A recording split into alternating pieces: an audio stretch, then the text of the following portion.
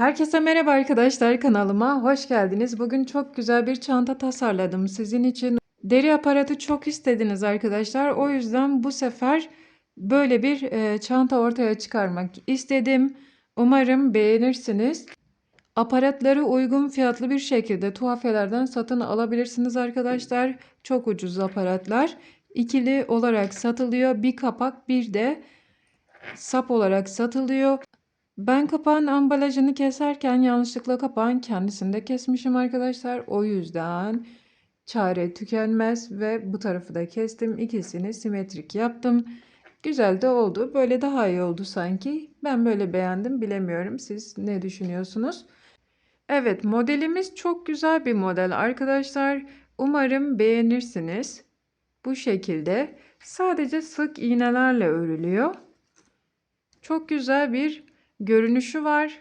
Hemen başlayalım. Başlamadan önce kanalıma abone olursanız sevinirim. Beğeni ve yorumlarınız benim için çok önemli. Abone ol butonuna tıklayarak abone olun. Daha sonra kanalıma üye olmak isterseniz katıl butonuna tıklayarak kanalıma çok cüzi bir miktarlarla üye olabilirsiniz. Onun dışında arkadaşlar zil butonuna tıklayıp bildirimlerinizi aktifleştirin. Ben video attığım zaman lütfen videolarımı izleyin. Bu şekilde desteğinizi gösterebilirsiniz. Çantayı beğendiyseniz yorumlarda buluşalım arkadaşlar. Hemen başlayalım. Çantamızın boyutunu ölçelim. Şöyle baktığımız zaman 20 santim arkadaşlar. Boyuna baktığımız zaman ise 15 santimlik bir boyu var. Bu bizim için ideal bir boy arkadaşlar. Evet, şimdi ön tarafından başlıyorum arkadaşlar. Bismillahirrahmanirrahim diyerek ilk kilit zincirimi çekiyorum.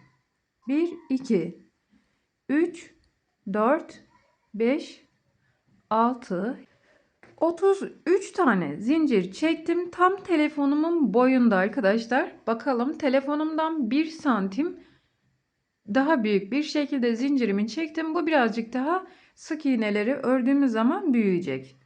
Şimdi arkadaşlar birinciye değil ikinciye batıyorum ve sık iğne örüyorum. Sıradaki zincire batıyorum. İlmek çıkarıp sık iğne örüyorum. İlk sıramı bu şekilde sık iğneler öreceğim. Evet.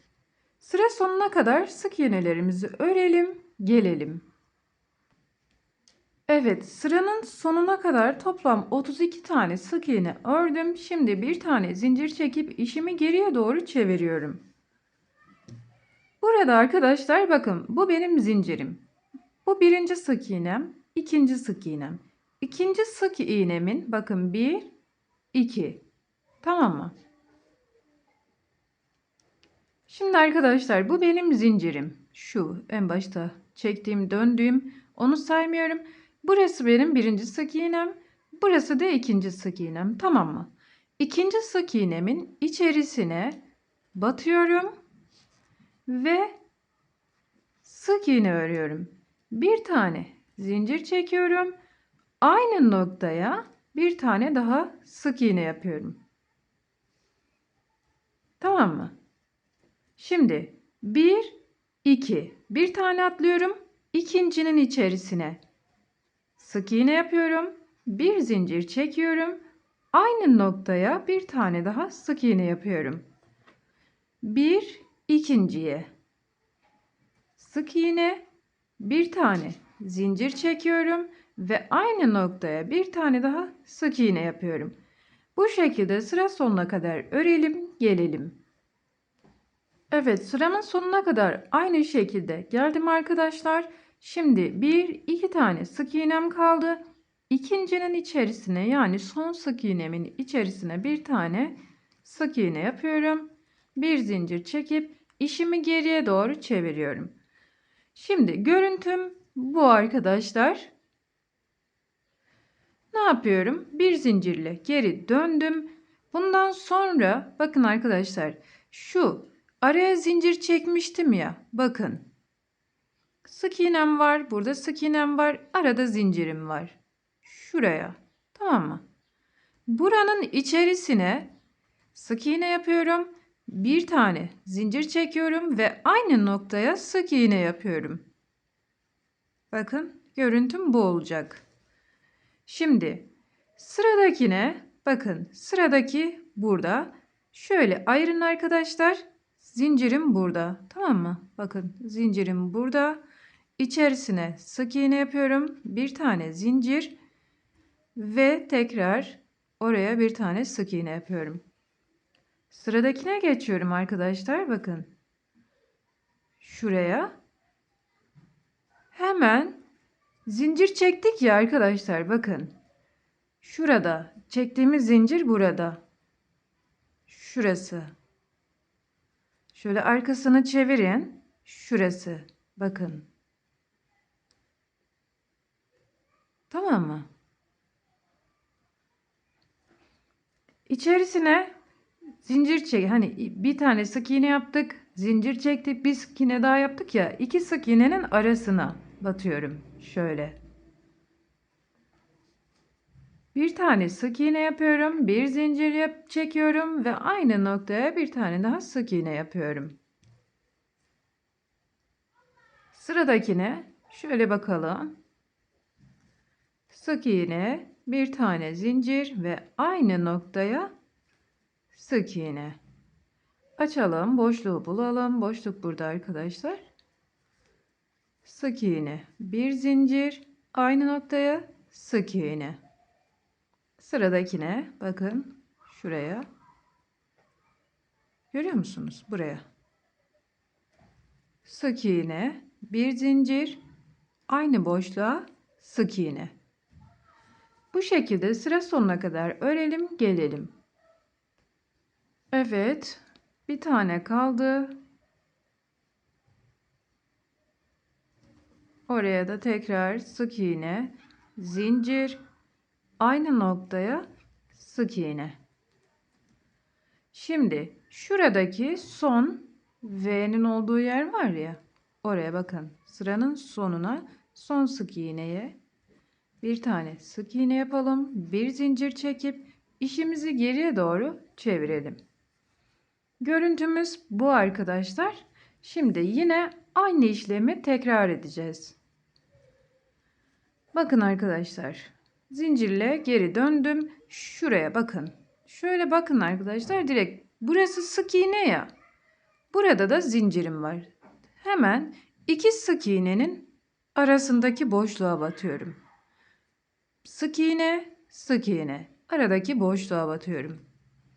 Bir sık iğne yapıyorum. Bir zincir ve aynı boşluğa tekrar batıyorum. Sık iğne yapıyorum. Burada görüyorsunuz.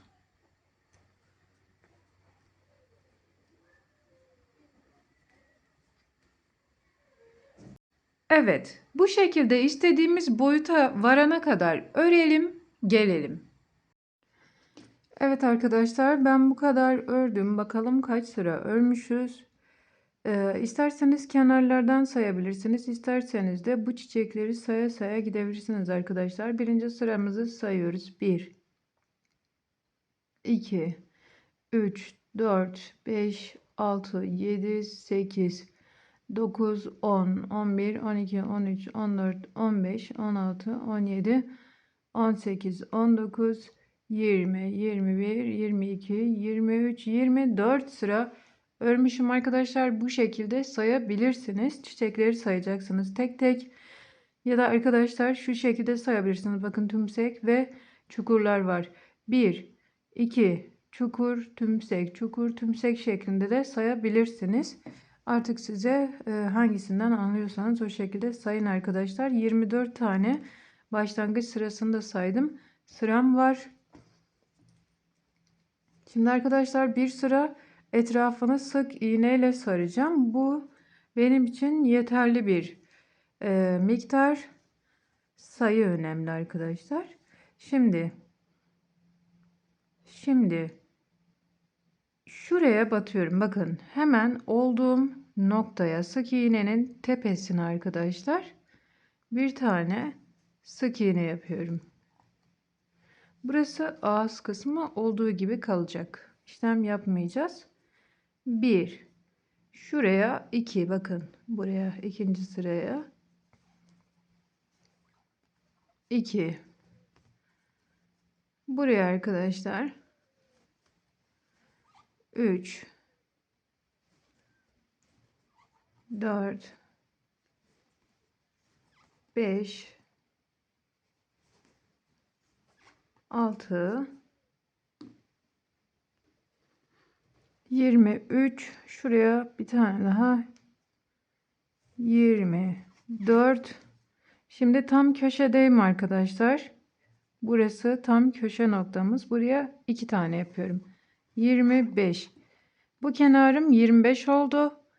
Şimdi bu noktaya 2 tane yapıyorum arkadaşlar. Biri buranın da, biri de bu köşenin olacak.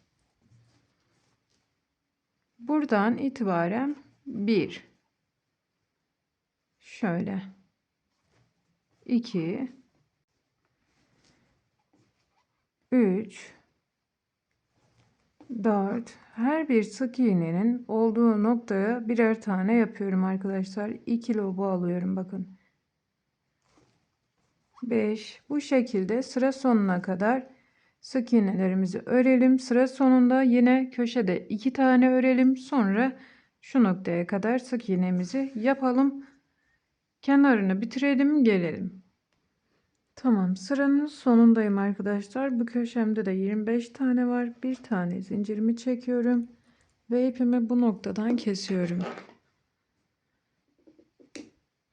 Şimdi arkadaşlar bunun aynısından bir tane daha yapalım. Biri ön olsun, biri arka olsun. Tamam, yaptık arkadaşlar. Şimdi bu çantamıza bir de körük lazım arkadaşlar. Şöyle kenar taraf var ya, körük yapacağız. O yüzden burayı saymamız gerekiyor. Körüğü buna göre yapacağız. Hani şu noktadan böyle bu şekilde körük yapacağız. Sayalım bakalım. 1, 2, 4, 6, 8, 10, 12, 14, 16, 18, 20, 22, 24, 25, 27, 29. Evet, saydığımda toplam 82 tane sık iğnem var arkadaşlar. Şimdi bu 82 sayısına göre körük öreceğiz. Şimdi arkadaşlar, körük için beni adım adım takip etmeniz gerekiyor. Yoksa yanlış yapabilirsiniz. Benimle birlikte videoyu durdura durdura örün. Şimdi körük için 5 tane sık iğne yapıyorum. 6 tane zincir çekiyorum. Bir tanesini sıkı bir şekilde çekelim. Bu bizim kilit zincirimiz olsun. 1, 2, 3, 4, 5, 6.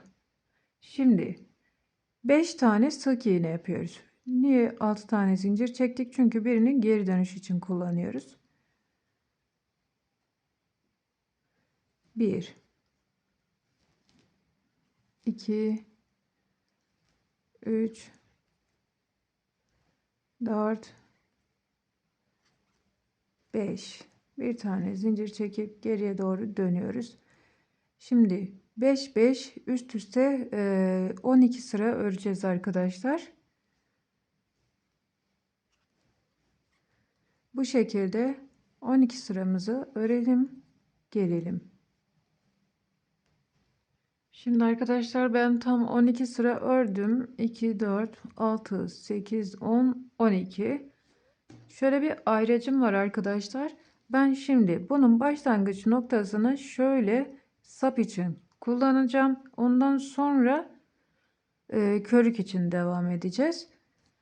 2, 4, 6, 8 sırayı sap için kullanıyorum. 8 ile 9'un arasına şöyle ayracımı takıyorum. Bakın 2, 4, 6, 8. Tamam mı? 8 burada. Şu an 4 tane de burada var. Okey. 2, 4. Şimdi arkasını çeviriyorum arkadaşlar. 13. sıramdayım. Burada artış yapacağım. Bakın ilk sık iğnenin içerisine 2 tane yapıyorum. 1, aynı noktaya 2. Tamam mı? Sonra tek tek 3, 4, 5 ve sonuncusuna 2 tane yapıyorum. 6, aynı noktaya bir tane daha yapıyorum. 7, 2, 4, 6, 7 tane sık iğnem var. 2 tane arttırdım arkadaşlar. Bir tane zincir çekip işimi geriye doğru çeviriyorum. Burada 2 sıra artış yapmadan örüyorum. 1, 2, 3, 4, 5, 6, son olarak 7.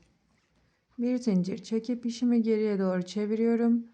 Artış yapmadan 7 tane örüyorum. 1, 2, 3, 4, 5, 6, 7. Bir zincir çekip geriye doğru dönüyorum. Şimdi ne yaptım arkadaşlar? 1, 2, 3 sıra 7 ördüm. Şimdi tekrar artış yapacağım. İlk sık iğnenin içerisine 2 tane yapıyorum. 1, 2, 3, 4, 5, 6, 7, sonuncusuna 2 tane yapıyorum. 8 ve 9. Bir zincir çekip geriye doğru dönüyorum. 2 sıra artış yapmadan örüyorum. 3 sıra 9 tane sık iğne ördüm. Ondan sonra bir zincir çekip geriye dönüyorum ve burada tekrar artış yapıyorum arkadaşlar. İlk sık iğnenin içerisine 2 tane yapıyorum. 2, sıradan devam ediyorum. 3, 4, 5, 6, 7, 8, 9, sonuncusuna 10, bir tane daha yapıyorum aynı yere. 11. 11 tane yaptım arkadaşlar. Bir zincir çekip geriye doğru dönüyorum. Tamam, artışım bitti arkadaşlar. 11 sıra. Bundan sonra hep 11 sıra öreceğiz.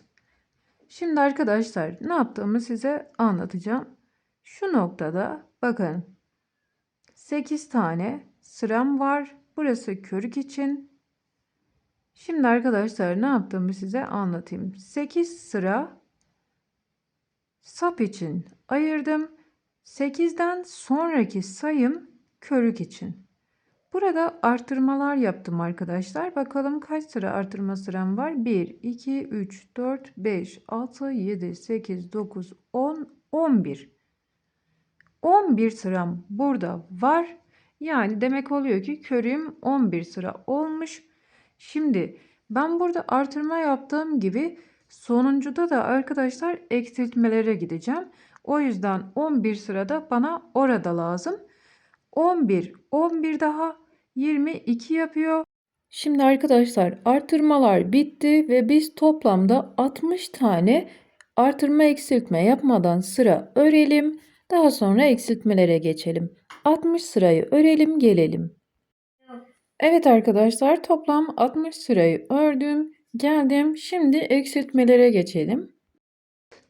Nasıl eksilteceğiz onu da göstereyim arkadaşlar. Şu an 11 tane sık iğnem var. Birinciye değil ikinciye batıyorum. Şöyle. Bir tane eksiltme yapıyorum başta. 1, 2, 3, 4, 5, 6, 7, 8. Şimdi Burada 2 tane sık iğnem kaldı. 9'uncuya değil 10'uncuya batıyorum ve bir tane eksiltme yapıyorum. 9 tane sık iğnem kaldı. 2, 4, 6, 8, 9. Başta bir tane eksiltme yaptık, sonda bir tane yaptık. Bir zincir çekiyorum, geriye doğru dönüyorum. Şimdi 2 sıra 9 sık iğne öreceğiz.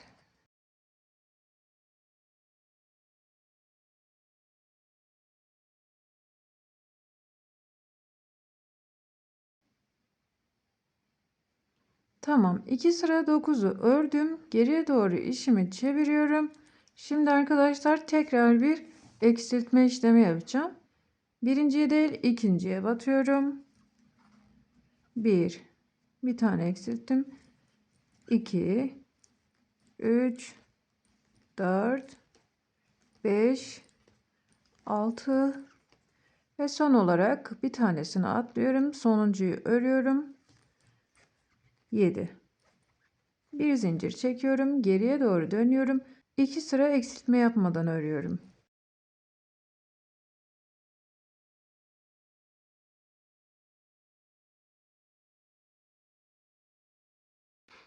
2 sıra ördüm arkadaşlar. Geriye doğru döndürüyorum.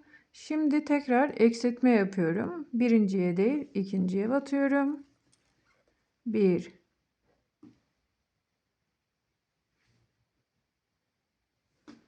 sıradakine 2, 3, 4. Son olarak sıradakine değil bir sonrakine batıyorum ve 5. Bir zincir çekip geriye doğru dönüyorum. Şimdi arkadaşlar 5'lere ulaştığımıza göre artık 5 5 öreceğiz. Toplam 12 sıra bu şekilde örelim gelelim.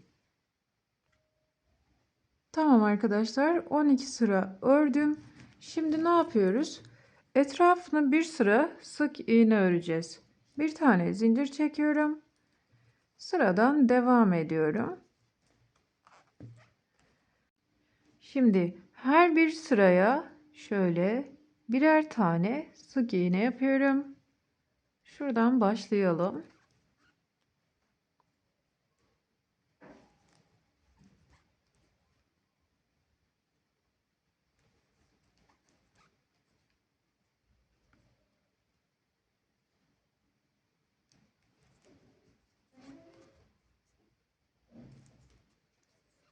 Evet. Bu şekilde sık iğnelerle çevreleyelim.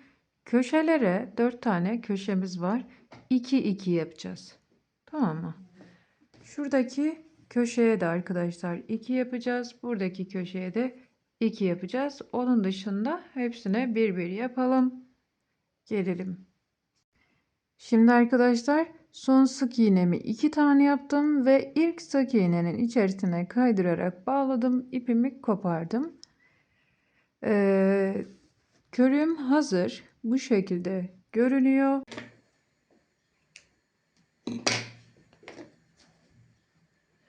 Şimdi arkadaşlar kapağımızı dikeceğiz. Kapak için iğne ve ip kullanacağız. Kendi ipinden dikmeyi tercih ediyorum. Siz de kendi ipinden dikerseniz daha güzel görünecektir. Buraya 2 tane düğüm atalım. İsteğe bağlı 3 tane atabilirsiniz arkadaşlar. Şimdi şöyle biraz şu kadar ip alalım.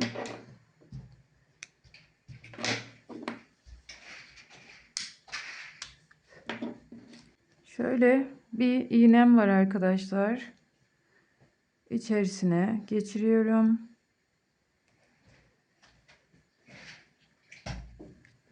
Şimdi dikimini yapalım.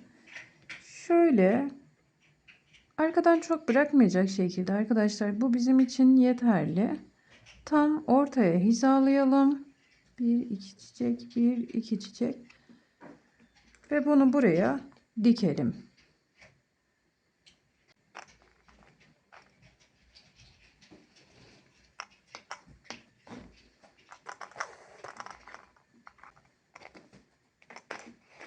Sizin daha pratik yöntemleriniz varsa daha pratik bir şekilde dikebilirsiniz.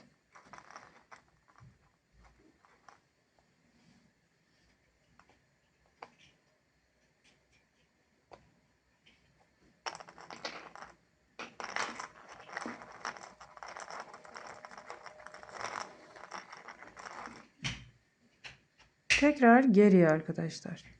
Şuraya.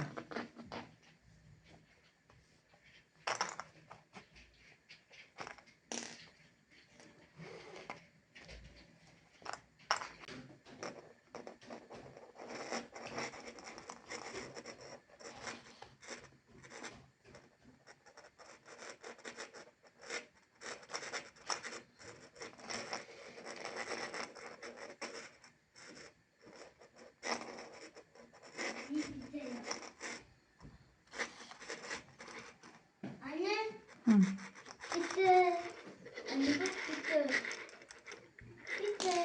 Evet, dikişimi yaptım arkadaşlar. Dümdüz bir şekilde diktim. Arkasını çeviriyorum. Ve burada ipime düğüm atıyorum.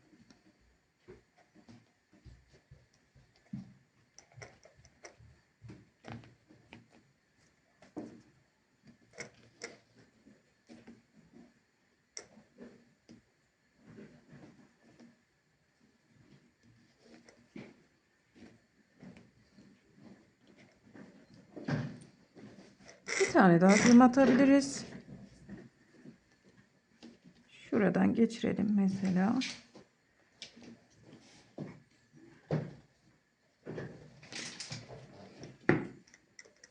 Evet. İpimizi buradan keselim. Ve ucunu yakalım biraz. Sökülmesin diye. Şimdi dikişimize geçmeden önce yapışkanlı telem var arkadaşlar. Bunu çantamın ön parçasına göre kestim ve parçaya yapıştıracağım. Diğer parçalara da yapıştırdım arkadaşlar. Her iki parçaya da yapıştırdım. Şimdi buna da göstereceğim size nasıl yapıştırdığımı. Ama telam çok yapışmadığı için arkadaşlar bir silikon yardımıyla yapıştıracağım. Sözde ismi yapışkanlı tela ama çok güzel yapıştırmıyor. Yapacak bir şey yok. Şimdi ben bu telayı şöyle düzgün bir şekilde parçamın üzerine yerleştireceğim. Bu şekilde.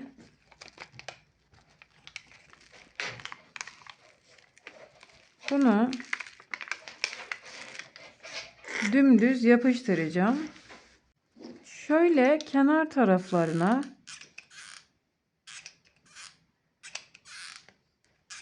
yapıştırıcımı yapıştırıyorum.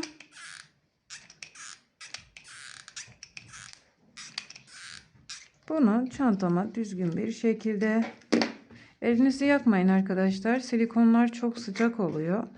Birkaç sefer maalesef elimi yaktım ben. Çok acıtıyor. Haberiniz olsun. Ben yandım, siz yanmayın dostlarım. Bu arada silikon tabancasını kırtasiyelerden temin edebilirsiniz. 100 lira gibi bir fiyata aldım o dönem. Şu an en fazla 200 lira falandır arkadaşlar. Çok pahalı bir şey değil.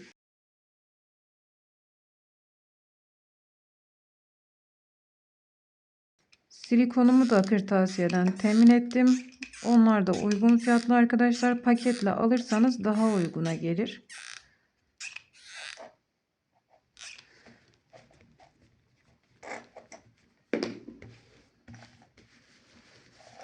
Evet. Kapatalım silikonumuzu, bir kaza bela olmasın. İyice şöyle elimizle yapıştıralım. Neden yaptık? Çünkü kalıp gibi durmasını istiyoruz. O yüzden kullanıyoruz telaları. Şimdi arkadaşlar dikişimizi yapacağız. Burada şöyle bir bakalım. Bir tane arttırma yaptık arkadaşlar. Neden arttırma yaptık? Çünkü etrafını sık iğneyle çevirdiğimiz zaman burada bir tane fazlalık oluştu. Çünkü tepeye de battık. O yüzden burayı 9 tane, hani 8 tane vardı ya sık iğnemiz, fazladan olan 2, 4, 6, 8 tane vardı. Bununla birlikte 9 oldu. Bakalım 1, 2, 3, 4, 5, 6, 7, 8, 9. 10'uncunun içerisine batıyorum ve karşılıklı olarak dikiyorum arkadaşlar. Şöyle. tam karşı karşıya olacak şekilde bu ipimi şu iple bağlayacağım. Neden? Çünkü sökülmesin diye. Yani biraz sağlam olsun diye. Şöyle bağlayalım. Hatta 2 tane de düğüm atabilirsiniz. Şimdi arkadaşlar 9'uncuyu battım. Buradan burası düz. Burası da düz. 2 düzü. Şu şekilde tutacağız. Ters taraflar içeride kalacak. Şimdi bunun arka lobuna taktım arkadaşlar. Bakın şu arkadaki lobları kullanacağız. Ve diğerinin de bu taraftaki lobunu, arka lobu. Tamam mı? Karşılıklı olarak arka lobları kaydıracağız. Bu kadar. Kaydırma yöntemiyle yapacağız. Birincisine güzel bir düğüm atalım. Düzgün dursun diye arkadaşlar. Şimdi sıradan devam edelim. Bakın.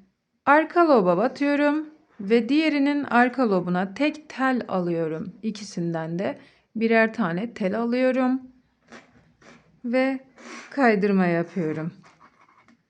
Sıradakini 2 teli alıyorum, kaydırma yapıyorum. Dikişimi bu şekilde yapıyorum arkadaşlar. 2 teli karşılıklı olarak alıyorum ve tek seferde çıkarıyorum. Buna kaydırma diyoruz. Çok sıkı bir şekilde yapmayın. İşiniz büzüşür arkadaşlar. Dengeli bir şekilde yapın kaydırmanızı.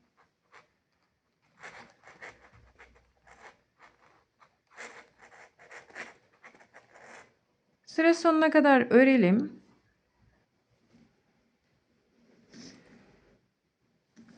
Evet arkadaşlar, dikişimi bu şekilde yaptım. Böyle görünüyor.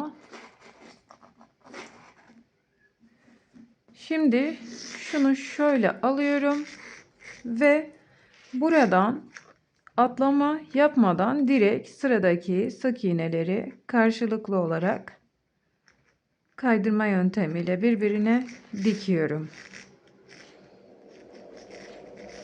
Evet. Devam edeceğiz arkadaşlar. Daha sonra bunu da dikeceğiz. Dikelim gelelim. Şimdi arkadaşlar ben dikişimi tamamıyla bitirdim. Bu ayracımı 9'uncuya takmıştım. Onu çıkarıyorum. Burada 9 tane sık iğnem var. Şimdi arkadaşlar püf noktamız bu sayıyla bu sayının eşit olması.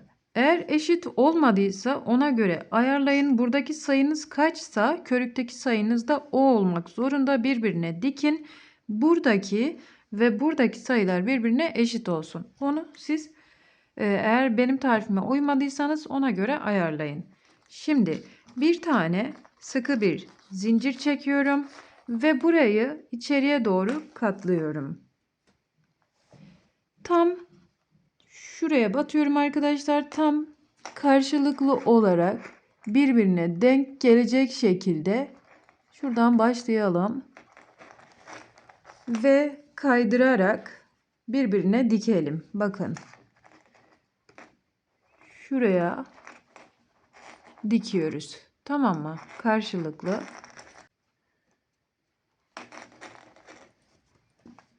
Evet, son olarak burayı birbirine dikiyoruz.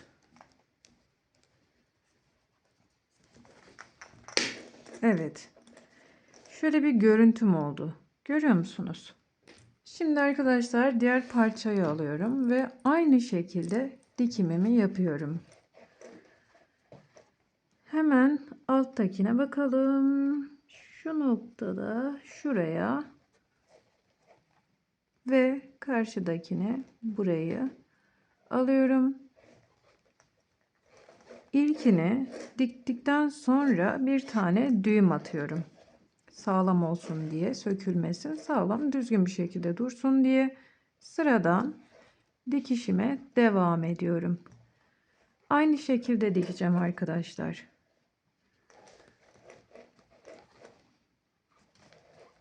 Evet. Dikişim bu şekilde olacak. Bunu da dikelim, gelelim. Şimdi arkadaşlar burayı da diktim. Şu an bir düğüm atacağım. Sağlam olsun diye. Daha sonra tekrar aynı hizadan şöyle karşılıklı olarak buraya da kaydırma geçeceğim. Diğer tarafta yaptığım gibi.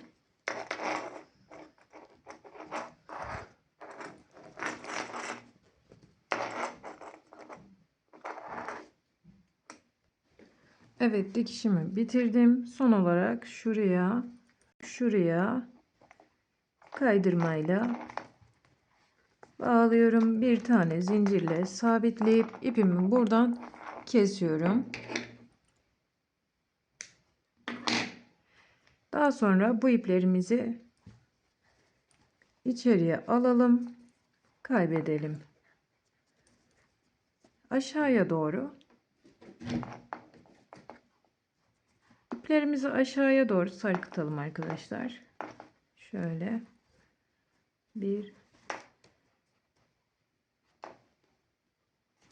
iki sefer atmamız yeterli. Şimdi biraz karanlık oldu sanki. İnşallah anlamışsınızdır arkadaşlar. Evet, görüntümüz bu. Şimdi ellerimizle bunu tertemiz bir ütüleyelim. El ütüsü yapalım.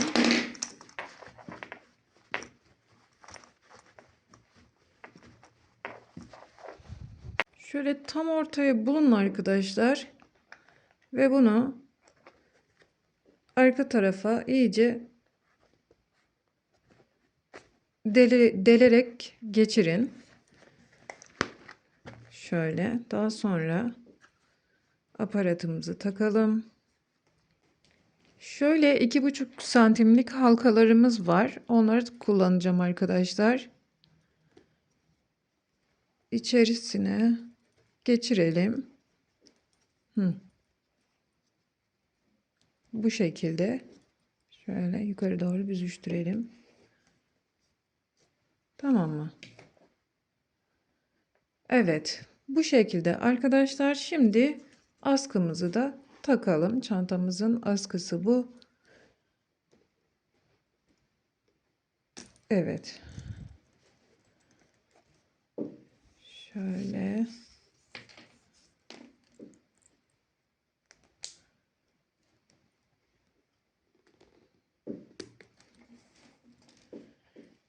Çok güzel bir çanta ortaya çıkardım arkadaşlar. Yani şahsen ben öyle olduğunu düşünüyorum. Ben çok beğendim. İnşallah siz de beğenirsiniz. Eğer çantamı beğendiyseniz lütfen beğen butonuna tıklamayı unutmayın. Kanalıma abone değilseniz kanala abone olun arkadaşlar. Kanala abone olduktan sonra zile basın arkadaşlar. Zile bastığınızda ben bir video paylaştığım zaman size bildirim gelir. Paylaşır paylaşmaz videomu açıp izlerseniz çok sevinirim arkadaşlar. İlk 1 saat çok önemli, biliyorsunuz belki. Onun dışında ayrıcalıklardan faydalanmak için kanalıma katıl butonuna tıklayarak katılabilirsiniz. Üye olabilirsiniz. Şimdilik bu kadar arkadaşlar. Yorumlarınızı bekliyorum. Hoşça kalın, sağlıkla kalın. Allah'a emanet olun.